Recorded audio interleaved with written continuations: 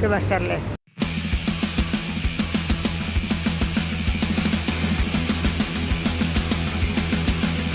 Para no hacer de mí cono pedazos, para salvarme entre únicos e impares.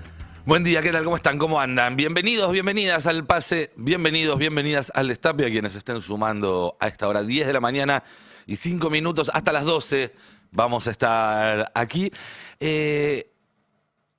Es gracioso porque en el gobierno creían que por el Mundial se iba a dejar de hablar de Adorni y ya se convirtió directamente en un meme. Vean esta publicidad del Mundial que está circulando desde ayer.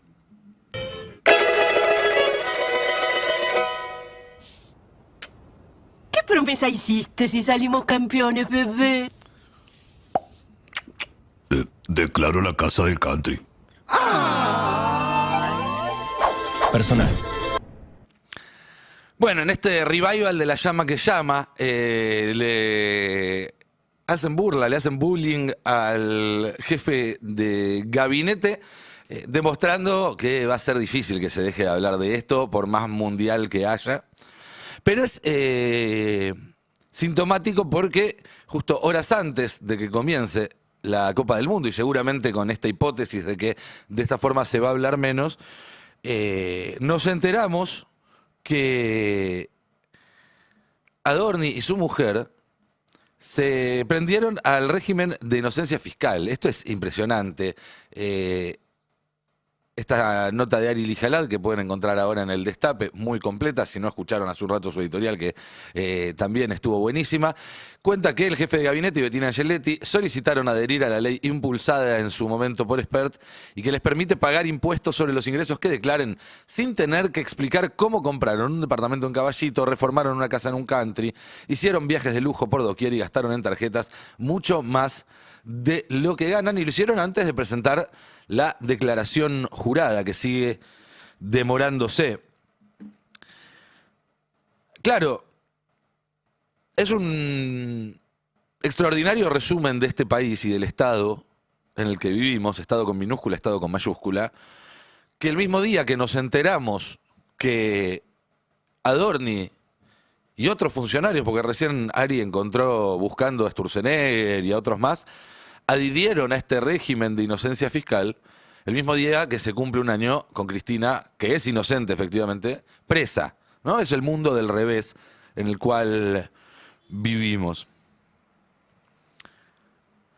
Cuando se aprobó la ley de inocencia fiscal, el presidente Milei lo celebró con un largo texto en el cual decía, entre otras cosas, que viene a reparar la estafa que el Estado le hizo a los argentinos durante 40 años, devolviéndoles la libertad de utilizar sus ahorros y blindándolos para que ningún político del futuro se los pueda quitar. Dijo que es una ley revolucionaria y que ningún gobierno que venga después de este va a poder robarle los ahorros a los argentinos. Debían, no, claro, todos los ahorros nos los está robando este gobierno. No van a quedar ahorros para que nos robe ningún gobierno posterior si siguen así. Pero está también esta idea, quería hacer un paréntesis, de la perdurabilidad de todas las medidas, ¿no? El famoso sostener el rumbo del que venimos hablando y escuchando hablar ya desde hace un par de meses, que eso no es más que un síntoma de la debilidad de este gobierno, que no se muestra capaz de sostener justamente estas medidas que tomó en estos últimos años, y entonces es que están buscándole algún reemplazo para cuidar el rumbo. Sigamos con otro pasaje de lo que escribió Milei en su momento. Se blinda para siempre a los ciudadanos argentinos que adhieran al régimen simplificado del impuesto a las ganancias, mediante el cual pueden normalizar su situación patrimonial pagando ganancias solo por su facturación e independientemente de su variación patrimonial. Es decir, que al adherir el ARCA calcula el monto a pagar de impuesto a las ganancias solo por lo facturado durante ese ejercicio fiscal, sin importar cuánto haya aumentado el patrimonio y o el consumo personal durante ese periodo. Es decir, que Adorni y su mujer no van a tener que explicar de dónde salió toda esa plata, sino simplemente declararla, pagar un poquitito de impuestos y siga. Recordemos que este proyecto de inocencia fiscal es un proyecto presentado y por lo menos apadrinado por un tipo que tuvo que bajarse de su candidatura porque se le descubrió que estaba financiado por el narco. Estamos hablando de José Luis Espert. Están los papeles que muestran que recibió plata de Fred Machado. Está la causa de Fred Machado en Estados Unidos. Digo, no hay muchas dudas de qué fue lo que pasó. Y así es como Espert presentaba en su momento el proyecto de inocencia fiscal que ahora están usando Adorni y compañía para tratar de zafar del enorme problema que tienen. Vamos a abandonar el régimen persecutorio en el que la legislación y la ex-AFIP presuponían que todos éramos culpables y pasaremos a un régimen de enfoque recaudatorio donde todos somos inocentes, salvo que Arca demuestre lo contrario. Para nosotros tiene que regir el principio de inocencia fiscal. Por eso, el objetivo de este proyecto es blindar al ciudadano de bien que ahorró y preservó su ahorro del descalabro de la maldita casta política, para que tenga la posibilidad de formalizar ese ahorro sin que lo persiga el fisco. Habría que probar pasarlos al revés y a lo mejor dicen una verdad, ¿no es cierto? Como cuando pasaban al revés el final de los cassettes de Yuya. Se me cayó ahí una sota, pero si no, todo lo que dice es exactamente al revés de lo que termina sucediendo en el mundo, donde esa maldita casta política son ellos, claramente son ellos, y los que están siendo despojados de todos sus ahorros son los ciudadanos de bien. Vos sos un ciudadano de bien, no dejes que te digan lo contrario. Porque parte de la retórica de este gobierno pasa por ahí, por decir, bueno, están los ciudadanos de bien y está el resto de la chusma, los que fueron a despedir al indio, los que van a la plaza a quejarse, que no quieren que te vaya bien. Y si no te va bien, entonces es porque ellos están quedándose con cosas que te corresponden a vos. Bueno, es todo un discurso para invertir lo que realmente sucede y se ve a la vista, que es que ellos se están enriqueciendo. Porque además, pongamos todo esto en contexto. Recuerden todo lo que se supo a partir de la estafa de Libra. Recuerden todo lo que se supo a partir del 3% del Andís. Recuerden todo lo que se supo sobre las reuniones en las cuales se cobraba por reunirse con Milei. Y la idea que tienen todos los que pasaron cerca de ese dispositivo, que es que Karina es quien está en el centro, es quien maneja la plata y es una persona a la vez muy voraz con la plata. Y ese voraz lo pueden poner entre comillas, no lo inventé yo. ¿Alguien puede pensar que Adorni hace todo esto? ¿Y a Karina no le llega por lo menos lo mismo o bastante más? La verdad que no. La verdad que no. Y por otro lado, si uno empieza a sumar las cosas, hay un informe muy interesante de la ADAFI, que es, digamos, un auxiliar de las fiscalías que se encarga de hacer peritajes y demás, que dice que entre todas las cuestiones que Adorni no está pudiendo explicar, ya hay más de un palo verde. ¿No? 240 de acá de la reforma de la casa, 140 de comprar la casa, otro tanto del departamento, otro tanto de la reforma del departamento, los gastos en tarjeta, los gastos en efectivo en los viajes. Más de un palo verde. Y si se gastó en un año y medio un palo verde, es porque tiene bastante más. Nadie que, como Adorni, venga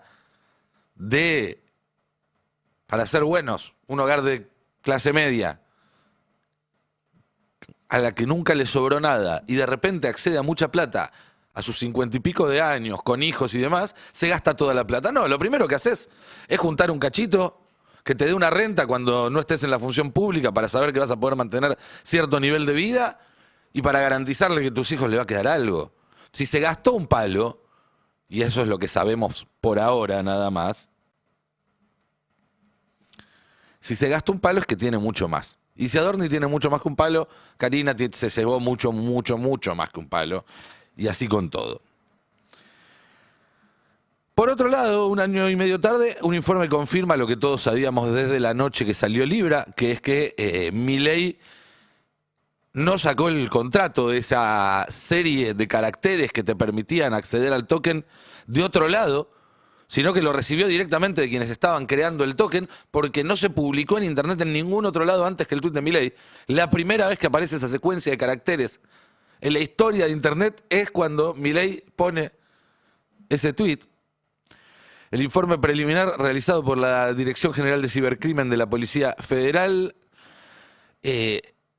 dice que el presidente mintió y no obtuvo el contrato de la web, sino que se lo tuvo que haber pasado el creador de Libra o alguien vinculado a él. Esta nota de Franco Misraji también muy completa, donde también dicen que la liquidez de Libra estaba concentrada en un solo actor, que son sus creadores, lo cual demuestra de alguna forma que estaba pensado como una estafa, que los impulsores del token implementaron mecanismos para tratar de ocultar sus identidades y permanecer en el anonimato.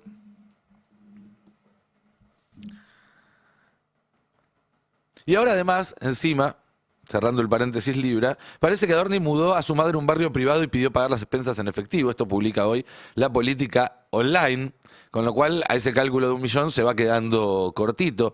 Es un barrio cerrado donde las expensas salen 500.000 pesos mensuales. Nada mal. Y no sabemos si la madre que se mudó hace poco, según esta nota, alquila o compró un departamento en ese barrio cerrado. A ver, básicamente, para resumir todo esto, los están acusando de estar gastando una pila de guita que no pueden explicar de dónde sale, y la respuesta es adherir a una especie de blanqueo que es una forma de decir, miren, todavía tenemos más. ¿No? Porque básicamente si te estás adhiriendo a la ley de inocencia fiscal es porque todavía te queda algo para blanquear. No podés meter la casa en la ley de inocencia fiscal, no podés meter la cascada en la ley de inocencia fiscal o el viaje a Aruba. Es más plata que tienen. Y lo que está claro a esta altura del partido es que a Adorni lo único que le importa es no ir preso. Ya la batalla de la opinión pública la perdieron porque si estas cosas estás regalado. Está regalado. Claro, está viendo si con esto dibuja algo en la declaración jurada. Ya no te digo ni siquiera para la falta de mérito, ni mucho menos. Creo que a esta altura del partido, si le cierran enriquecimiento ilícito y no van a lavado, él firma. Y si le ofrecen un arrepentido, algunos dicen que también. Pero por eso también en el gobierno lo están cuidando, no lo sueltan. Y la prioridad es que él no vaya preso más allá de la famosa batalla de la opinión pública. Porque claro, ya es Vox Populi. Miren, hasta una persona, un comunicador de muy amplio acceso a fuentes en la Casa Rosada, ya está diciendo que en la propia Casa Rosada dicen que al hijo lo invitaron a un viajecito a París con tal de que postergue por algunas semanas la indagatoria del jefe de gabinete. Abro paréntesis, a mí no me consta que sea cierto. Tiendo a creer que el hijo debe ser un poco más exigente en sus condiciones, más que un viajecito, un congreso en París. El hecho ya no es el caso en sí mismo, sino que la defensa en la propia Casa Rosada es: le estamos invitando a París al juez para que no nos meta en una indagatoria a nuestro jefe de gabinete. Escuchémoslo. Que se decía que estaba dispuesto a procesarlo e investigarlo por lavado de dinero, incluso a Manuel Adorni, y ahora se conoció que va a hacer un viaje. Trascendió eso. Si efectivamente lo va a hacer, se sabrá durante el fin de semana, porque se supone que el viaje arranca el viernes. Es un viaje a un foro internacional que los jueces son invitados por el Ministerio de Justicia, es decir, por Juan Bautista Máiquez. Finalmente, la información que daba a entender el gobierno durante la semana pasada y durante el fin de semana tenía que ver con que había sido a pedido del hijo esta invitación. Y metiéndolo al hijo como en una especie de supuesto acuerdo con el gobierno. Desde el gobierno ayer dejaron saber que, por ejemplo, el gobierno invitó también a Sebastián Casanelo, que está en las antípodas del gobierno. De hecho, le había investigado mucho a Sandra Petovelo, la ministra de Capital Humano. Algunos decían, bueno, muy cercano o muy proclive a los pedidos de Juan Grabois. Casanelo, la verdad, no me consta. Pero efectivamente sí hay un viaje con magistrados. Veremos quiénes finalmente van. Alguno en el gobierno decía: si hicieron un acuerdo con el hijo, no lo suban al avión, no sean tan papanatas. Bueno, yo creo que el juez mismo debiera bajarse de ese viaje, pero esta es mi humilde opinión. Y obviamente las presiones en torno a Manuel Adorni para que deje su cargo. Ya el jueguito de, ¿se imaginan si esto lo hubiera dicho el funcionario de un gobierno peronista? Está roto hace rato, rotísimo. Pero que la Casa Rosada, a través de un off the record con un periodista no opositor, más bien al contrario, ya esté diciendo estas cosas, es porque... y no es que no tuvieron tiempo para pensar algo mejor, ¿eh? Ya van varios meses con todo esto. Quiero hacer un breve paréntesis antes de seguir sobre el tema de la ley de inocencia fiscal, algo que yo ya comenté acá un par de veces, pero me parece que hay que insistir porque está en el nudo de toda la cuestión. No son inocentes los nombres de las cosas. La ley de inocencia fiscal se presentó junto con otro proyecto que era el proyecto de la reparación histórica de los ahorros. ¿Se acuerdan? Y tanto el principio de inocencia como la reparación histórica original, que eran los jubilados, son conceptos que tienen como sujeto a las personas. De hecho, el principio de inocencia está directamente vinculado con la dignidad humana. El principio de inocencia tiene que ver preservar la dignidad de todas las personas ante una acusación falsa, en tanto y en cuanto no pueda probarse. Y la reparación histórica de los jubilados tenía que ver con una deuda con un sector vulnerado de la población. Bueno, acá, sutilmente, la operación que hace el gobierno con los nombres de estas leyes es decir, bueno, le sustraemos esa cualidad a lo humano y se lo damos al capital. El principio de inocencia deja de regir para los humanos y pasa a regir para los ahorros, para el dinero. La reparación histórica ya no es para los jubilados, es para los ahorros, es para el dinero. Y lo quiero asociar con otro proyecto de ley que está corriendo por estos días, que es el de ¿cómo es? El de la propiedad privada. ¿Cuál es la palabra que usan? La inviolabilidad de la propiedad privada, gracias. La propiedad privada está contemplada en la Constitución Nacional. Si vos sacás una ley que además dice que es inviolable, básicamente lo que estás diciendo, el mensaje político que estás dando, es este derecho vale más que cualquier otro.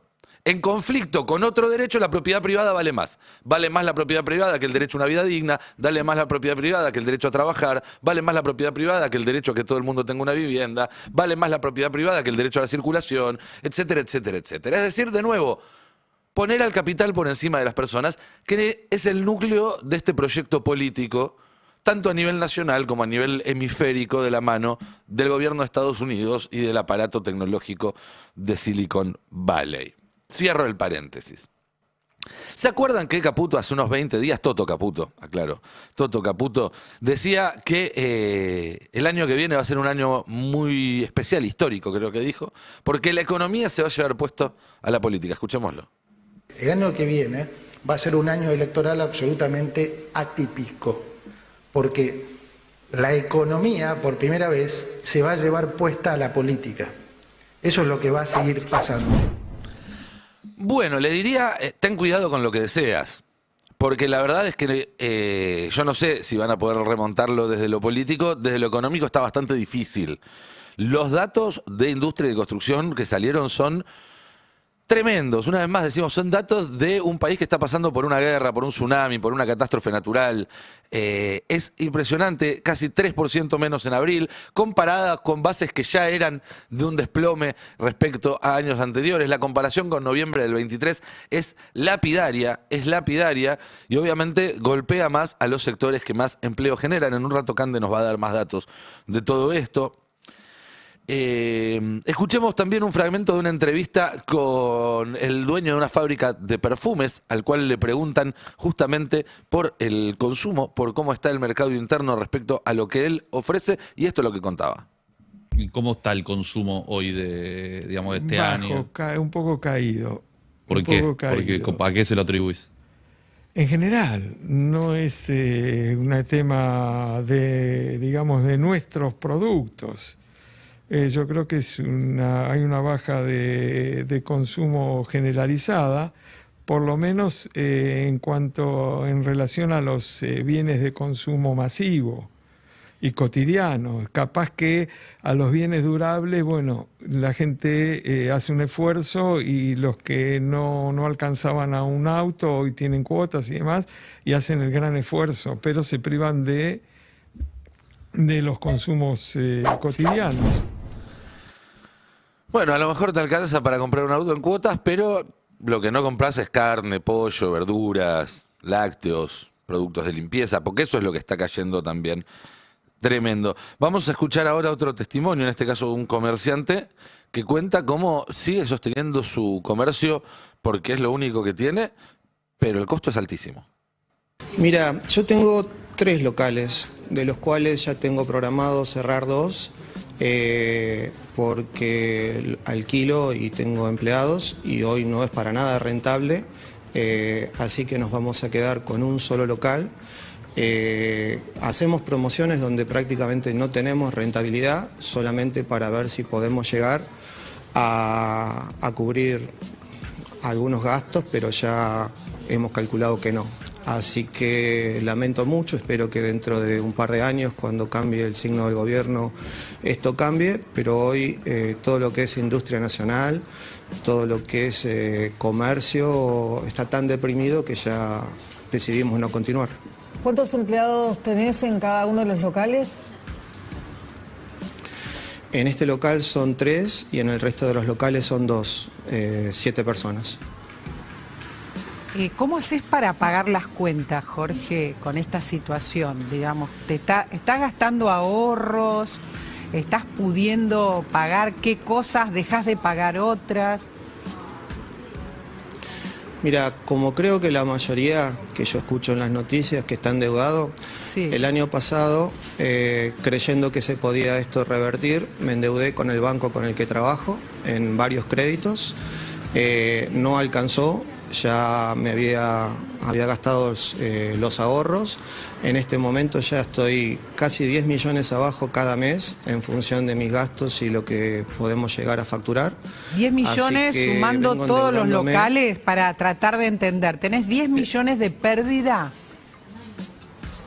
Sí, todos los meses tengo que salir a buscar con prestamistas 10 millones desde el mes de febrero.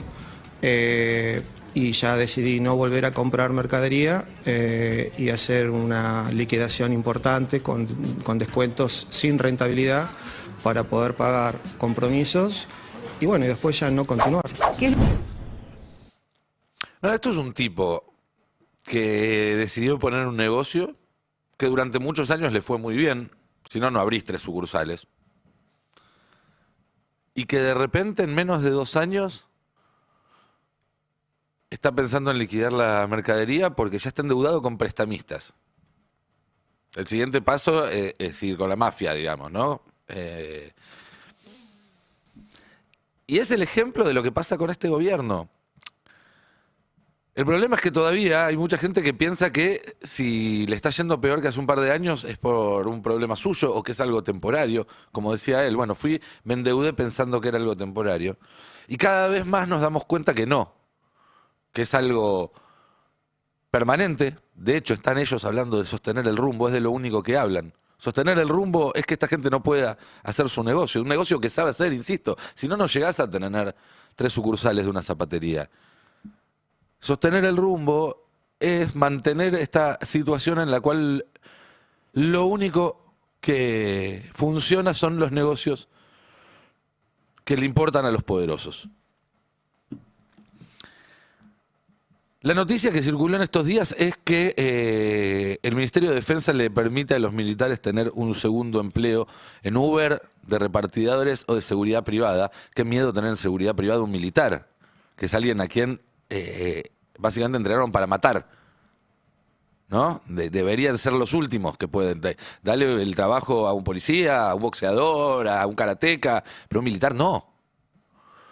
Pero el título para mí está mal. El título es: el gobierno no les quiere dar un aumento de sueldo a los militares para pagarle lo que necesitan para vivir. Después, alguno trabajará de Uber o de repartidor, otro le pedirá prestado el suegro, yo qué sé. Pero el título es este. Y puedes sacar militares y poner docentes, poner trabajadores de la salud, poner policías, poner trabajadores del correo, de la administración central. El título es que el gobierno no quiere que los sueldos alcancen para vivir. Básicamente es eso, porque tampoco quieren que alcancen para vivir en el sector privado. Por algo le ponen un techo a las paritarias y además trabajan para que cada vez los sindicatos sean más débiles y no puedan pelear por esos aumentos. Ahora bien, cuando lleguen las inversiones, nos están diciendo, cuando lleguen las inversiones, no se preocupen, va a cambiar todo, va a salir el sol, van a cantar los pajaritos, y los argentinos van a saber lo que es comer manteca y mermelada. No, en serio, eso es lo que dijo ayer la diputada Virginia Gallardo. Darles el testimonio a cada uno, tenemos la capacidad de empatizar y es ahí donde entra este nuevo paradigma que nosotros proponemos, que es poder generar inversión privada, que sea sustentable en el tiempo, para tener una vacación, o que puedan conocer la mermelada y la manteca, o que puedan conocer la mermelada y la manteca. La realidad... No se puede gobernar un país que no conoces, que no te interesa conocer y por el cual no tenés ningún tipo de apego. Y ese es el problema principal de este gobierno. La gente conocía las vacaciones, conocía la mermelada, conocía la manteca, hasta que llegaron ustedes. Hasta que llegaron ustedes. Escuchen lo que decía hace poco más de un mes un productor de mermelada santafesino en una entrevista. Darío Bayoco está en línea. ¿Qué haces, Darío? ¿Cómo estás? ¿Cómo va? Buen día. Muy bien, che. Bueno, ¿qué tipo de producción tenés, aparte de mermelada, Darío? Nosotros tenemos una cooperativa que es productora hortícola. Sí. Producimos todo tipo de producciones, desde hoja hasta, berenjena, tomate, morrones. Bueno, justamente en el mercado de Rosario, ahora vinimos a traer mercadería y estamos cargando. ¿La producción de mermelada es grande o es mediana, pequeña? ¿Cómo es? Una producción mediana. Era así, pero bueno, la verdad que un año muy difícil, con mucha baja de ventas, y bueno, y no te da el costo tampoco para producir, ¿viste? La verdad que es un año muy complejo, ¿no? Es un producto de lujo realmente comer mermelada el día de hoy. Es un producto de lujo comer mermelada al día de hoy. No lo digo yo, lo dice el tipo que fabrica las mermeladas.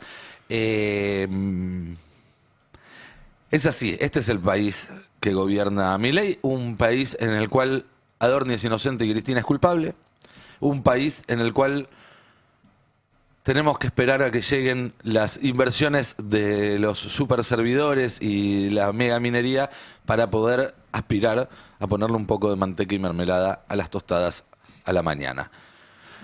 ¿Qué tal? Buen día, ¿cómo andan? Bien, muy bien. ¿Comiste con mermelada hoy, Alfredo, o no? Sí, yo la Me da los lujos que te das, ¿eh?